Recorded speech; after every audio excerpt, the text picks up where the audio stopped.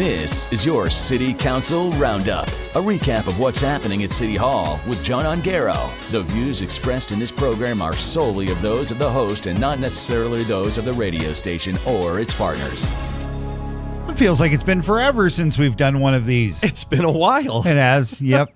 Away we go. Another surprisingly short city council meeting last night, starting on time with almost everybody in attendance, and at the same time done before the start of the Vikings game, although it would have been better time spent watching a long council meeting than watching my Vikings last night, so there's that.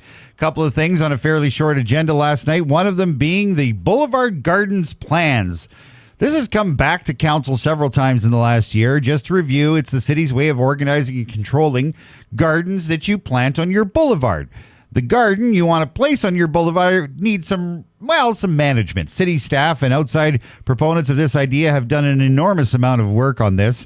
It's come back several times, and it's all about what you can and can't do on your boulevard.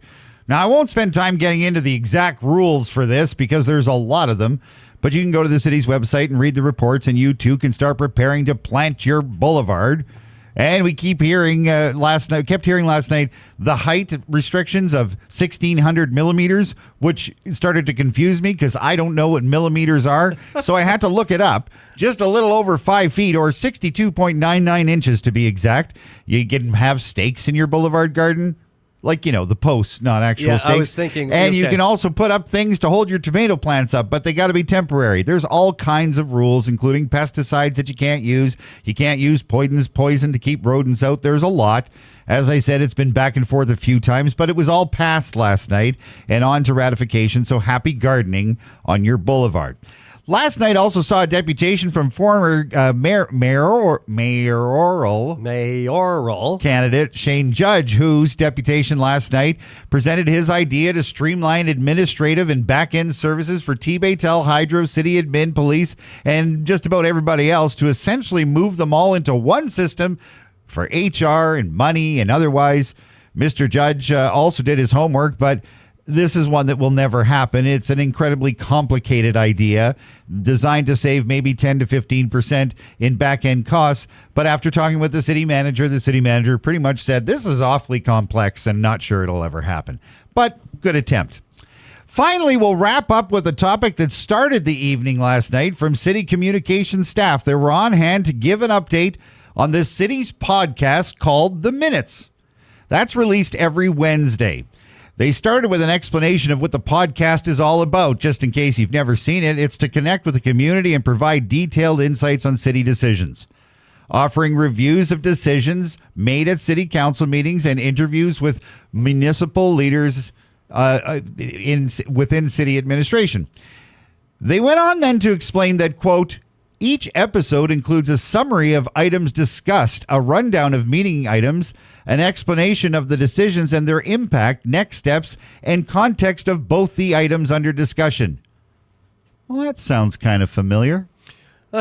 Anyway, following that setup, there was a couple of things that really got my attention. Now, as you know, this segment of programming on our radio station is, in fact, an opinion piece.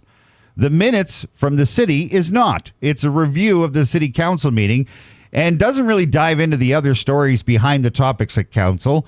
It doesn't talk about the dynamics in the room, the arguments and outbursts, nor does it give any insight on the impacts of decisions made by council to you and me, the average folk in our community. It is, in fact, simply a review that pretty much is just patting themselves on the back for getting through another meeting and making some decision, but that's pretty much as far as it goes. Now, there were some things in the city's review last night that I take some exception with. You see, that's the opinion piece part of it. That's the part that we do, the part that they don't do. There's a factual piece to this, too. Let me explain. Here's a quote about what they do delivered by administration last night, and I quote, "It's also designed not to compete with local media, so we don't have political commentary, we don't have opinions, we don't have back and forth on the minutes itself." Oh, wait, that's right. That's what we do. Got it. So it's not competition. The podcast is created by the city, by the communications department, using thousands of dollars of equipment, slick audio, video, music, and lighting. Yet, as explained, it's not to compete with, quote, mainstream media. But that's some pretty slick gear they've got there. It looks pretty good. Next quote, quote, we've held focus groups with local media as well as with the general public.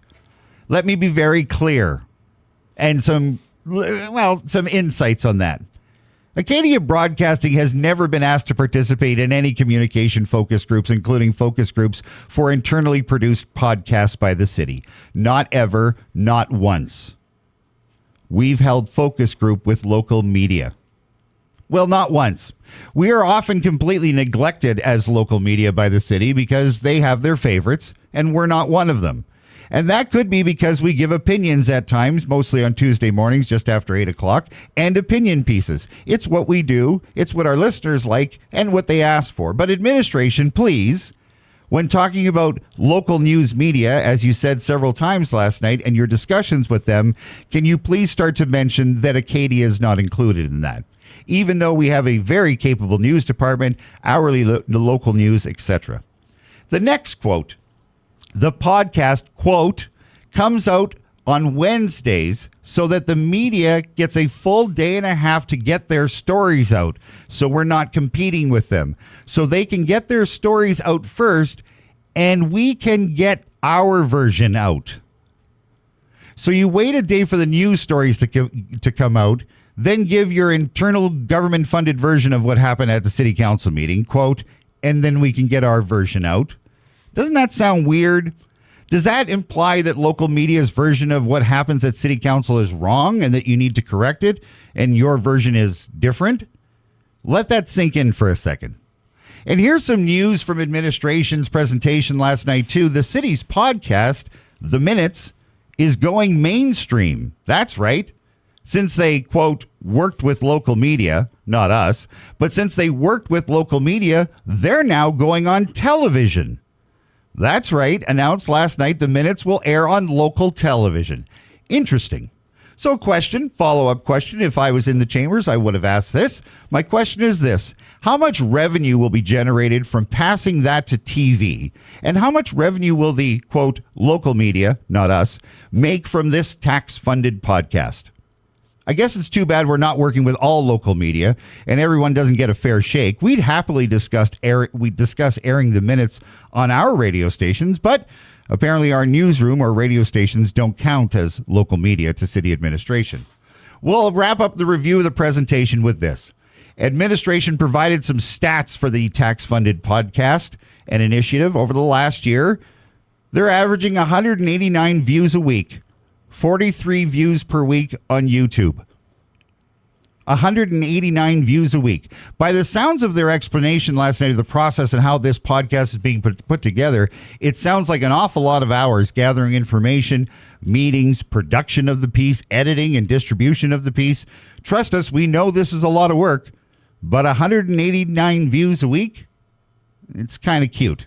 I wish administration the best with their local podcasts, and I hope that they're able to generate all kinds of viewers when they hand their piece to local media. Oops, I mean one local media company. But let's be clear, when we're talking about consulting with and not competing with and focus groups with local media, administration, you should include all media, and you're not. If you need the contact information for our newsroom, let us know. We'll put you in touch with them. In the meantime, this opinion piece on Tuesday mornings will continue to be just that. And creating, quote, your own version of what happened at council is what you do, but we'll keep saying it's not competition with 189 views a week. No, it's certainly not competition.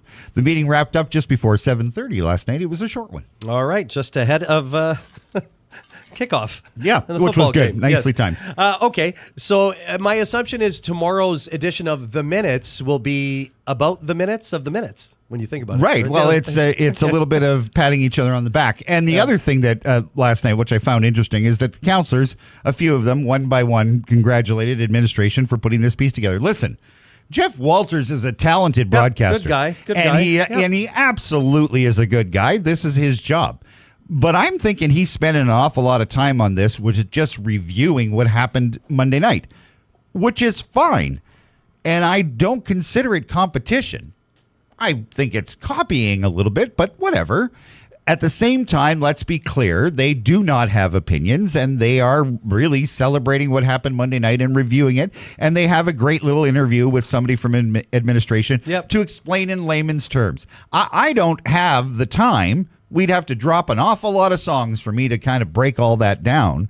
And the opinion piece that we provide on Tuesday mornings is just that. It's not meant to be a full review, nor is it going to be any more work than it already is, because somebody's got to sit and watch that meeting. That's fair. And the last time I checked, we don't have a whole team of people that does that for me. However, good on them for doing this, but let's be very clear. That's tax-funded initiative. That equipment is not free. It is not cheap. And when you talk about working with all local media, you're not. That's the only part that I wanted to make sure that we understood. We weren't part of any of those discussions, nor were we invited to be part of those discussions. Does it sting a little? Yep, it does. But we're going to continue to keep doing what we do with a quality newsroom and with a little opinion piece on Tuesday morning. Well, listen, when I'm out and about, and I often get asked about the council roundup, and if it doesn't happen one week, I'm asked why didn't it happen? Well, there wasn't a meeting, or there wasn't really much covered, and it'll come next week, etc. But I'll say this again: your council roundup, prior to the changeover of the morning show, you had your 2 cents, and, same thing. Yeah. It has generated interest in what happens with the city of Thunder Bay and these council meetings. Well, I, for one, was never interested in watching city council on Monday nights until I came here, and we have this roundup. I'm interested in tuning in. I'm not in watching it the whole time, but I am curious as to what happens with city council on Mondays. Well, I was accused many times that we were doing this just for ratings and that it was to make us money, and that's never been the case. No. The whole idea is this. It's just an opinion. It's set up as an opinion piece. We're allowed to do that. You are welcome to your own opinions. But if it does anything, it gets people talking about what happened. I'll be as factual as possible. I'll give my opinions on what happened. Notice I did not talk about the small outburst that happened last night again. I didn't need to get into it. I don't want to, and I don't want to give it any airtime. But the idea is this. You don't have to agree. And I'm okay with open discussion about this. No problem. But I have an opinion, so do you. But if it gets you paying attention to what's happening on Monday night and the decisions that are being made that completely impact you, because they do, that tax rate that we're going to find out about later this month impacts you. If it just gets people talking about it, then we're doing our job. And I was just going to echo your statement about that, especially now. This is a very important time of year because it's budget time. So those discussions will be happening very soon. I'll wrap it up with this. Jeff Walters, I know you're listening. And then thank you for listening or watching us on YouTube, whatever. If you ever want to come on the program to talk about city stuff, I'm happy to do so. I'll trade you a space on your program to do the same thing. Right on. I like that. There you have it. That's your Tuesday morning City Council Roundup. And as always, you can get a recap on our website, 999thebay.ca. We'll give you a link, and you'll find that link to the Roundup. But also, you can text the word council to our T-Bay Tel Talk and text line 807-344-8229. Thanks, John. Thank you for not bringing up the Vikings, by the way. Well, no, that's enough. That has to stop. Yeah, the whole thing needs to stop. We just need to stop cheering for them because we stink. I said it earlier. There's always next year. Oh, whatever. Thank you.